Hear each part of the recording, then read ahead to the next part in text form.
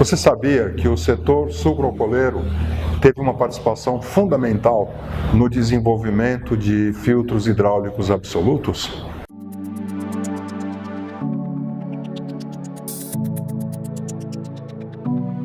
Olá, eu sou Sérgio Monteiro, da empresa Purilube. A Purilube é uma empresa que presta serviços de purificação e lubrificação e também fabrica filtros hidráulicos. Respondendo à pergunta que eu fiz, eu vou contar um pouquinho de história nesse vídeo. Por volta dos anos 90, quando se determinou que era proibido queimar cana para fazer a sua colheita, as grandes usinas passaram a ter um problema sério nas mãos. As colhedoras de cana que existiam naquele momento eram máquinas adequadas para a colheita de cana queimada. O que significa isso?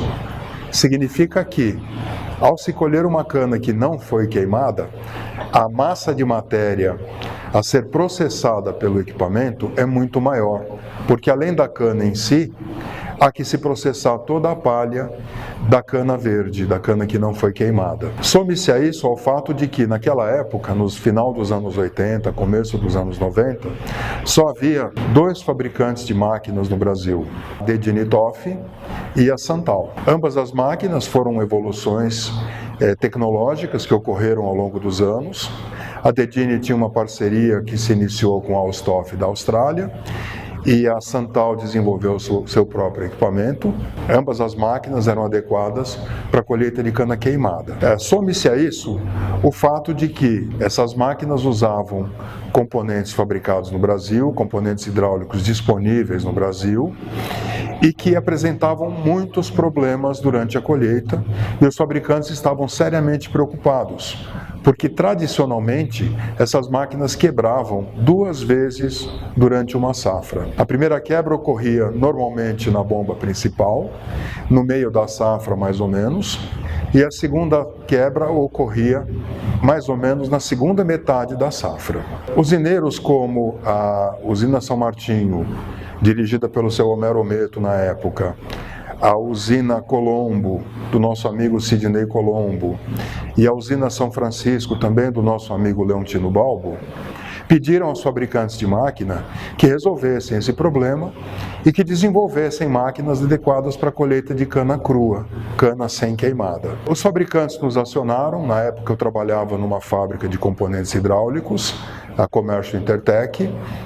Nós fomos acionados para estudar os equipamentos. Essa máquina amarela, fabricada pela Dedini Toff, modelo DT6000, era a máquina mais popular na usina São Martinho. Essa máquina aqui, meio avermelhada, é uma máquina muito interessante, era fabricada pela Santal, o modelo dela era Rotor 3.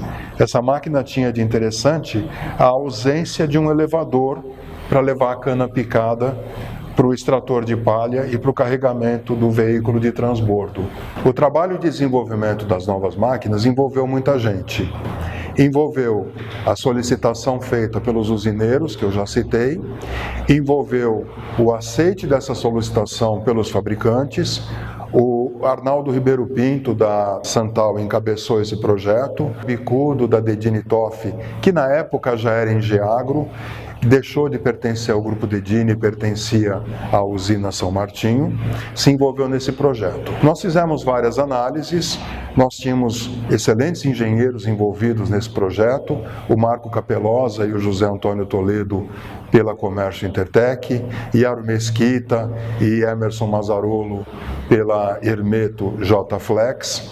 Nós trabalhamos em todas as possibilidades de melhoria do equipamento. Novo layout de tubulação, novo tamanho de reservatório, reposicionamento dos componentes hidráulicos, mas nós chegamos a uma conclusão. A conclusão dos nossos trabalhos foi a de que os equipamentos fabricados no Brasil, excelentes para outras aplicações, para essa nova solicitação não eram adequados. E nós fomos obrigados a buscar bombas e motores hidráulicos no exterior, que depois foram nacionalizados. Quando esses componentes chegaram, e analisando as suas características, a gente notou uma instrução: grau de contaminação máximo NAS 7. Isso para a gente, fabricante de equipamento hidráulico no Brasil, foi uma novidade, porque até então não havia essa preocupação.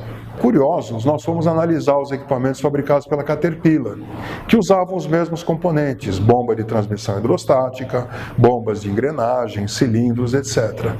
E nós vimos que os equipamentos da Caterpillar utilizavam um componente que não era comum nas máquinas fabricadas no Brasil. A Caterpillar usava um filtro absoluto.